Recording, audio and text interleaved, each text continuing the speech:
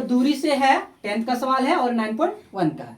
बहुत ही महत्वपूर्ण सवाल है। क्या दिया गया है कि एक पेडस्टल के शिखर पर 1.6 मीटर ऊंची मूर्ति लगी है। ठीक है, देखिए सवाल के अनुसार फिगर बनाना है। तो क्या बोला है, एक पेडस्टल के शिखर पर 1.6 मीटर की मूर्ति लगी है। भूमि के एक बिंदु से मूर्ति के शिखर का उन्नयन कोण 60 डिग्री है और उसी बिंदु से पेडस्टल का शिखर का उन्नयन कोण 45 डिग्री है। तो पेडस्टल की ऊंचाई बताइए। ठीक है, चलिए इसके लिए हम लोग आकृति बना लेते हैं थोड़ा। चलिए क्या बोला, पेडस्टल, एक पेडस्टल की रफ आकृति हम लोग बना दिए कि चलिए मान लिया गया ये एक पेडस्टल है। ठीक है, भूमि पर स्थित है। अब बोला इसका, अगर इसको हमने पेडस्टल कहा तो इस पर क्या है, एक शिखर पर 1.6 मीटर की मूर्ति लगी है। तो ये शिखर हुआ ही। अगर इसको हम कह देते हैं ए बी पेडस्टल है तो इसका शिखर कौन हुआ, बी हुआ। यहाँ पर एक मूर्ति लगा दी है ना। चलिए ए बी, इसको कह दिए सी, और ये ए सी क्या हो गया, मूर्ति हो गया, और इसकी ऊंचाई दिया गया है 1.6 मीटर। ठीक, अब कह रहा है भूमि के एक बिंदु से, कहीं भूमि के एक बिंदु से समतल है ना, तो यहां से क्या कह रहे हैं कि भूमि के एक बिंदु से मूर्ति के शिखर का उन्नयन कोण, तो मूर्ति का शिखर कौन, सी, तो वहां से इस बिंदु का जो है उन्नयन कोण बन रहा है कितने डिग्री का, 60 डिग्री का ना, 60 डिग्री बन रहा है। ठीक, फिर क्या कह रहा है, और उसी बिंदु से, कौन बिंदु, जहां से 60 डिग्री का एंगल बना रहा है, उसी बिंदु से पेडस्टल का शिखर, तो पेडस्टल कौन हुआ, ए बी, तो ए बी, इसका शिखर कौन, बी, तो यहां से बना रहा है उन्नयन कोण कितना, ये बना रहा है आपका 45 डिग्री। ठीक है, और ये पूरा बना रहा था 60 डिग्री। ठीक, तो पेडस्टल की ऊंचाई मतलब ए बी आपका क्या होगा, ए बी की ऊंचाई हमें ज्ञात करनी है। ठीक है, तो चलिए चलते हैं हल। माना कि क्या, पेडस्टल की पूछा है ना, तो माना ए बी क्या है, पेडस्टल की ऊंचाई बराबर h मीटर। ठीक है, और क्या दिया गया है, AC, AC क्या है, मूर्ति है, कह सकते हैं कि मूर्ति की ऊंचाई, और ये आपका दिया हुआ है कितना, 1.6 मीटर। ठीक है, और क्या दिया गया है, दो कौन है, एक θ1 45 डिग्री और एक दूसरा थीटा दिया गया है कौन, 60 डिग्री दिया हुआ है। ठीक, अब आते हैं हम लोग कहाँ, समकोण त्रिभुज ए बी सी में। ठीक है, समकोण त्रिभुज ए बी सी में। चलिए आइए लिख देते हैं कि समकोण त्रिभुज ए बी सी में, ओ सॉरी, समकोण त्रिभुज ए बी डी में ना।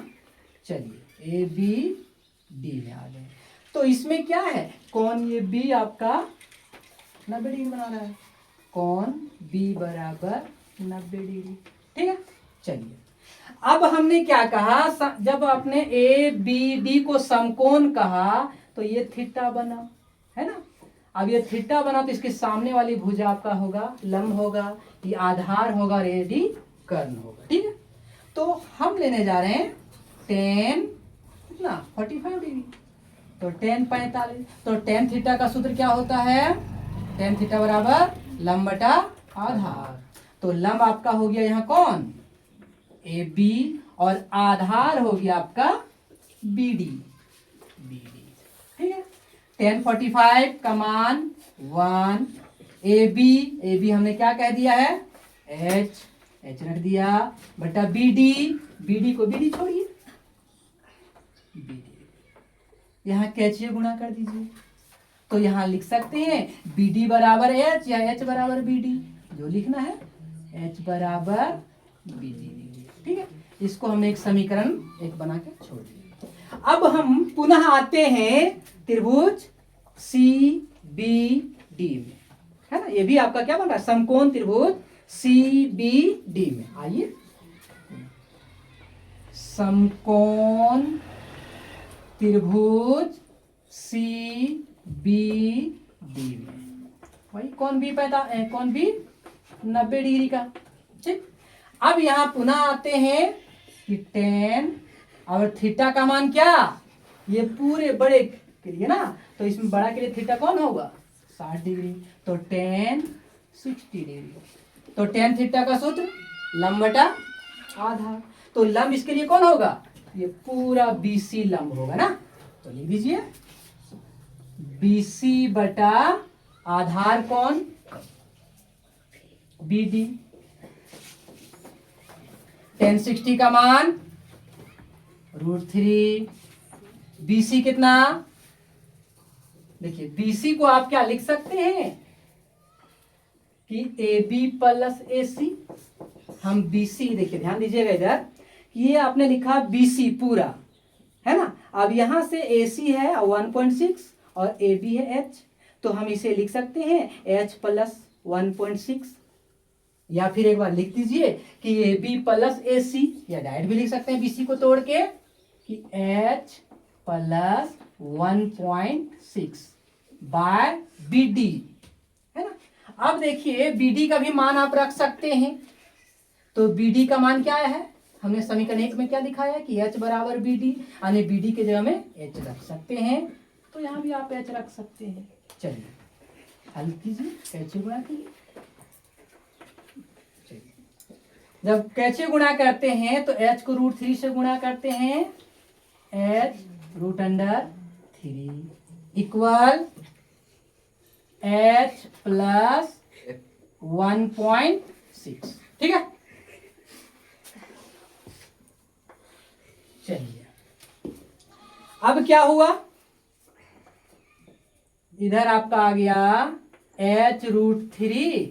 देखिए प्लस का H है, उसको उठा इधर ले आते हैं, माइनस का H इक्वल यहाँ क्या बच गया 1.6।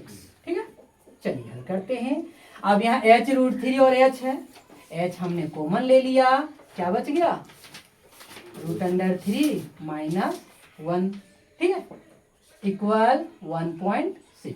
ठीक, इसलिए H इक्वल 1.6 बाय √3 माइनस 1 होगा।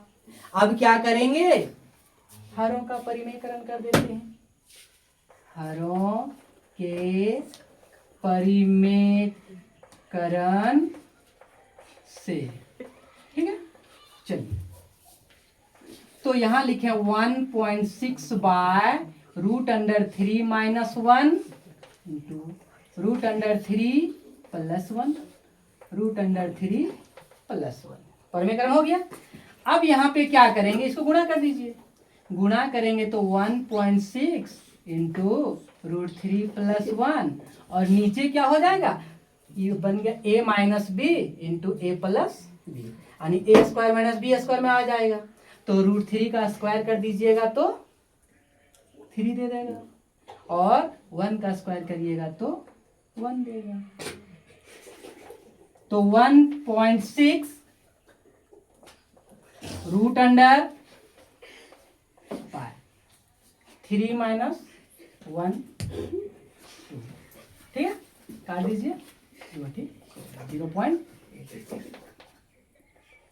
0.8 इंटू √3 प्लस 1। ठीक है, अब हम कह सकते हैं पुनः से कि अतः क्या आपका क्या निकला H का मान 0.8 इंटू √3 प्लस 1। तो H हमने क्या माना है, पेडस्टल की ऊंचाई। तो हम कह सकते हैं पुनः अतः पेडस्टल की ऊंचाई बराबर 0.8 इंटू √3 प्लस 1।